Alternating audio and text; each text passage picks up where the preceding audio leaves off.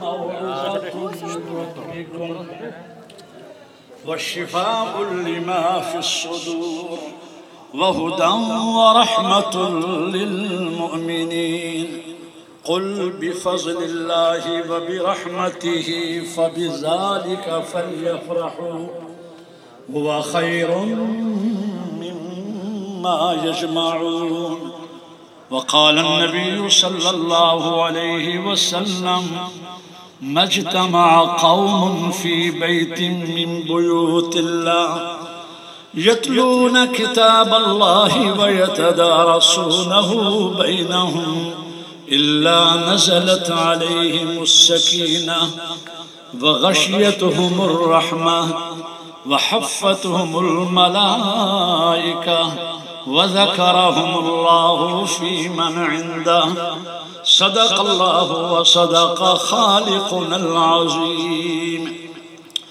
اول ثنا و حمد اس خدا بند کی کروں اول ثنا و حمد اس خدا بند کی کروں تعریف اس کی کہ جس نے یہ جان دی کروں الفاظ کیسے کیسے خدا نے عطا کیے اپنے حبیب پاک کو قرآن میں جا بجا یاسین کہیں کہا تو طٰہٰ کہیں کہا حامیم نون اور والشمس والضحیٰ کیوں نہ میں ان کے ذکر سے دل بستگی کروں تم سب پڑھو درود میں ذکر نبی کروں پڑھیے نا اللہم صلی علی سیدنا و مولانا محمد وعلى آل سيدنا ومولانا محمد وبارك وسلم وصلي عليه ہو شکر کیسے ادا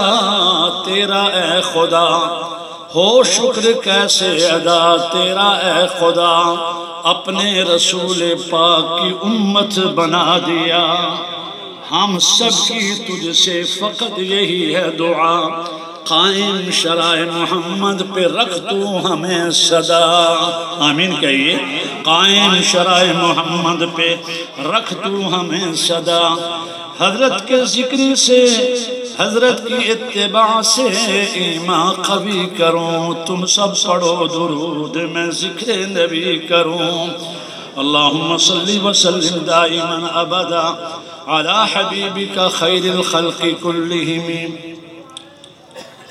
اسٹیج پہ بیٹھے ہوئے استاذ الحفاظ والعلماء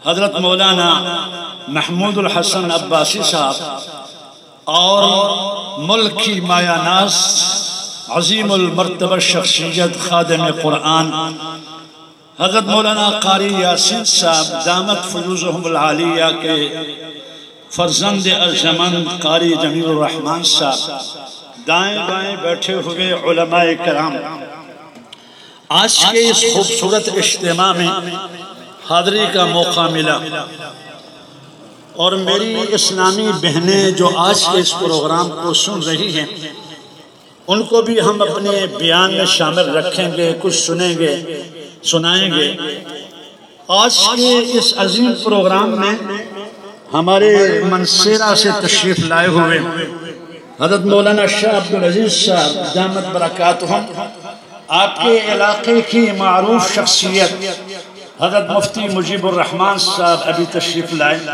میں چند منٹ آپ سے لوں گا میرے سامنے نوجوان حضرات بیٹھے ہیں زیادہ تعداد میں اور یہ چہرے جو ہمیں چمکتے دمکتے نظر آ رہے ہیں جن کے سروں پہ دستار سجائی جائے گی یہ قاری سیاب صاحب میں سمجھتا ہوں کہ انہوں نے سال کی محنت اور نتیجہ آپ کے سامنے رکھا ایک کرائے کی بلڈنگ میں یہاں چند سالوں سے آپ خدمت سر انجام دے رہے ہیں مجھے افسوس سے کہنا پڑتا ہے آج ہم دیکھتے ہیں کہ لوگ طبقاتی نظام تعلیم کے نظر ہو رہے ہیں اپنی اولاد پہ سرمایہ خرچ کر رہے ہیں اور پھر پرائیویٹ ادارے کھل رہے ہیں انگلش میڈیم اور اسی طریقے سے مختلف نصابات 72 سال سے ہم آج تک ایک نصاب پہ نصاب تعلیم جو ہمارے دنیاوی اداروں میں ہے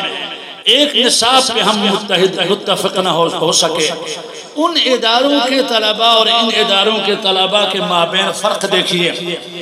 میرے دوستو، قرآن اللہ کی عظیم کتاب ہے یا نہیں ہے؟ بولیے، بلند آواز سے بولیں۔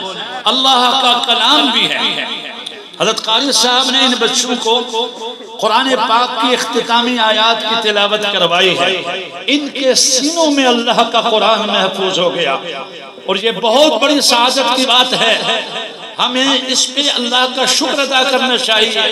وہ والدین جن کے بچے اللہ کا قرآن حفظ کر کے آج اپنے سینوں میں محفوظ کر کے ہمارے سامنے حافظ قرآن کہلوانے کا شرف حاصل کر رہے ہیں۔ اللہ کی یہ عظیم کتاب، اس کی کتابت بھی ہے، اس کے حروف ہم دیکھ رہے ہیں، اور اس کو ایک مصحف کے اندر 30 اجزاء کی شکل میں ہم دیکھ رہے ہیں۔ اس کی کتابت ہوئی ہے، اور کلام خداوندی بائی معنی کہ اللہ کی ذات سے نکلا ہوا یہ کلام ہے۔ رب العالمین نے قرآن پاک کا تکلم فرمایا۔ تورات و زبور اور انجیل قرآن میں یہ چاروں کتابیں کتاب خداوندی کے حوالے سے تو مشترک ہیں، لیکن کلام خداوندی میں یہ شرف صرف قرآن کو حاصل ہے۔ تورات کو، زبور کو، انجیل کو کلام خداوندی نہیں کہا جاتا، قرآن کو کلام خداوندی کہا جاتا ہے۔ اس اعتبار سے یہ بچے انتہائی خوش نصیب ہیں۔ ہم آپ کو بتانا چاہتے ہیں، اپنی اولاد کو دین کے لیے وقف کیجیے۔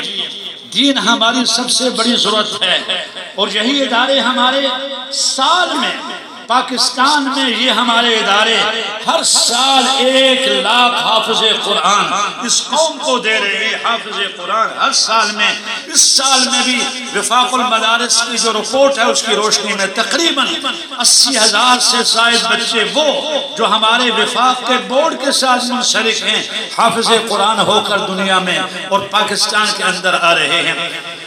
جہاں قرآن اترا، سعودیہ کی سرزمین، وہاں آپ دیکھیے ہر سال میں 5,000 بچے وہاں حافظ قرآن ہو رہے ہیں، اور پاکستان کا یہ اعزاز ہے تمام ممالک اسلامیہ میں کہ ہمارا یہ ملک الحمدللہ ہر سال قوم کو 1 لاکھ بچے حافظ قرآن، علماء سے ہٹ کے اور مفتیان سے ہٹ کے اگر دیکھا جائے تو ہمارے یہ بچے حفظ قرآن میں ہر سال ہمارے مدارس کے قوم کو دے رہے ہیں۔ میں پوچھنا چاہتا ہوں، قرآن اللہ کی عظیم کتاب ہے۔ میں نے آپ کے سامنے جو حدیث پڑھی، جس جگہ پہ آپ بیٹھے ہیں اللہ کی رحمتوں کا نزول ہو رہا ہے، اور رب العالمین کے یہاں اس کتاب کا جو تذکرہ ہو رہا ہے، اس حوالے سے رحمت اور برکت یہاں پر برس رہی ہے۔ میرے محترم دوستو، طبقاتی نظام ہمارے اس ملک میں مسلط ہے۔ ہم میں سے ہر آدمی سوچتا ہے کہ میرا بچہ اعلیٰ تعلیم حاصل کر لے، اس کے لیے انتخاب کیا جاتا ہے کہ جناب ہم اپنے بچے کو جس کا ٹیلنٹ اچھا ہو اس کے لیے والدین کہتے ہیں جی انگلش میڈیم میں داخل کرائیں گے، کہتے ہیں یا نہیں کہتے؟ مشورہ ہوتا ہے، بڑے اداروں میں داخلہ نہ ملے سفارشیں کروائی جاتی ہیں، پرنسپل کی منتیں کی جاتی ہیں، پھر بھی داخلہ نہ ملے۔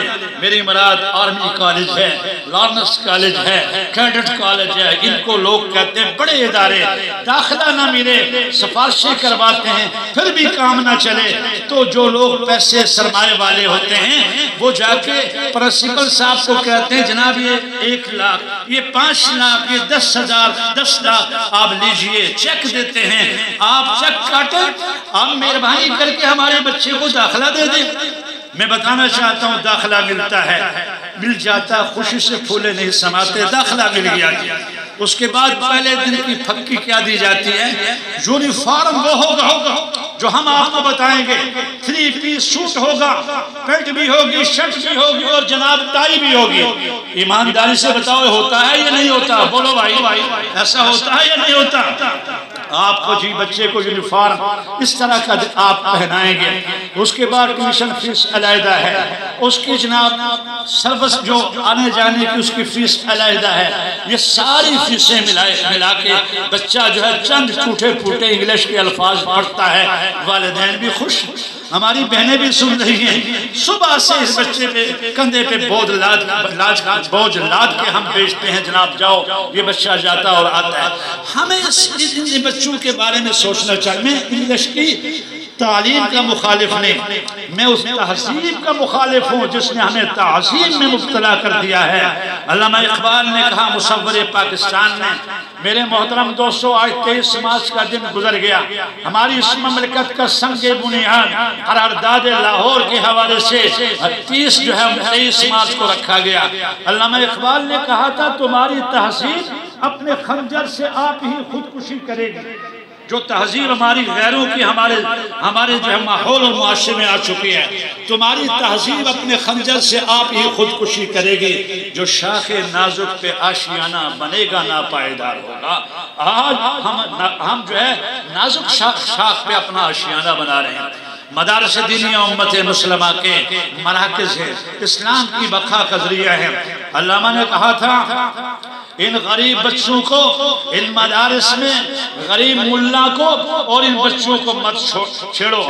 میں دیکھ کے آیا ہوں اندلس میں، غرناطہ میں، اگر تم نے ان مدارس کے خلاف کوئی اقدام اٹھایا تو یاد رکھو جیسے وہاں کھنڈرات ہمیں نظر آ رہے ہیں ویسے ہی یہاں خدا نخواستہ کھنڈرات نظر آئیں گے۔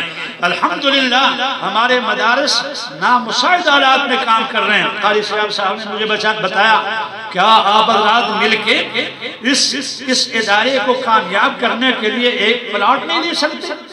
ایک جو ہے 5 مرلے کی بلڈنگ نہیں لے سکتے؟ 5 سال سے یہ شخص یہاں اس بلڈنگ میں کرائے کی بلڈنگ میں بچوں کو پڑھا رہا ہے۔ میں آپ کو دعوت فکر دوں گا اور اتنی بڑی پراگرس 150 حفاظ سے زیادہ حافظ اس علاقہ صادقہ بعد میں مدرسہ تحفیظ القرآن رحیمیہ نے آپ کو دیے ہیں۔ یہ تو ایک ادارے کی میں نے بتایا پراگرس ہے، ہر آدمی جو اس کے لیے کوشش بھی کرے۔ کرو گے یا نہیں کرو گے انشاءاللہ؟ میں زیادہ وقت نہیں لینا چاہتا، میں یہ بتانا چاہتا ہوں اسلام کی حقانیت کا آج دشمن بھی معترف ہو رہا ہے نہیں ہو رہا۔ نیوزی لینڈ کا واقعہ آپ کے ذہن میں ہے؟ آج نیوزی لینڈ میں وہاں پر ریڈیو میں وہاں پر ٹی وی میں اللہ اکبر کی صدا بلند ہوئی ہے۔ 50 ہمارے شہداء معصوم بچے ہمارے اور وہ خواتین و مستورات جو وہاں پر شہید ہوئی، میرا ایمان ہے ان کے خون کے ایک ایک قطرے سے انشاءاللہ پوری دنیا میں انقلاب اسلامی بپا ہوگا انشاءاللہ۔ اور یہ بتانا چاہتا ہوں وہاں پر وہاں کی پرائم منسٹر نے جو الفاظ کہے، السلام علیکم کے الفاظ کہے، اللہ کے نبی کی آج حدیث پڑھی ہے، اس نے کہا محمد پیس پہ اپون ہے محمد صلی اللہ علیہ وسلم۔ محسوس تو مجھے یوں ہو رہا تھا کہ شاید اس کے دل کے اندر ہدایت جاگ رہی ہے اور انشاءاللہ اللہ اسے ہدایت سے بہرور فرمائیں گے۔ آج کا دن میرے محترم دوستوں شہداء کے خون کی وجہ سے پوری دنیا میں اسلام اپنی حقانیت کے ساتھ چمک اور دمک رہا ہے۔ میں یہ بتانا چاہتا ہوں انشاءاللہ آنے والی صدی، انشاءاللہ یہ صدی اختتام کی طرف جا رہی ہے۔ بولو انشاءاللہ یہ اسلام کی صدی ہوگی انشاءاللہ۔ اسلام پوری دنیا میں، قرآن پوری دنیا میں امت مسلموں کے لیے ایک نعمت عظمیٰ کے طور پہ اللہ نے عطا کیا۔ پوری دنیا کے اندر قرآن اور اسلام جو ہے اپنی حقانیت سے پھیلے گا۔ تو میں نے آپ کے سامنے یہ بات بتائی۔